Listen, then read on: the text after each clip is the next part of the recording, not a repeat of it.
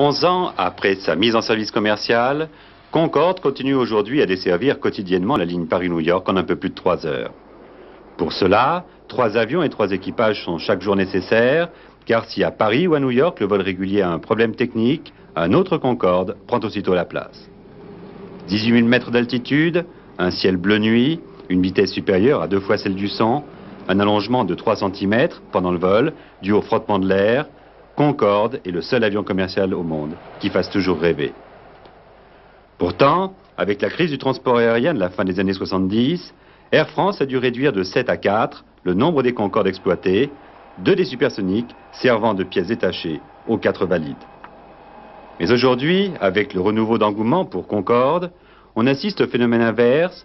Les 5 supersoniques en service ne suffisent plus à répondre à la demande des vols charter. Nous avons enregistré en l'année 1986 une croissance très importante et qui nous ravit des vols charter du Concorde, puisque nous en avons fait 125. 125 cette année, c'est une croissance presque, je ne dis pas géométrique, mais enfin très rapide, et nous pensons qu'ils vont encore se développer. Nous avons commencé les tours du monde avec American Express à la fin de l'année passée. Nous avons déjà 4 tours du monde programmés pour l'année qui vient, un 5e qui se profile, donc nous pensons qu'il y a là une possibilité de développement du Concorde. Ces vols spéciaux font plus de 20% des heures de vol à l'heure actuelle.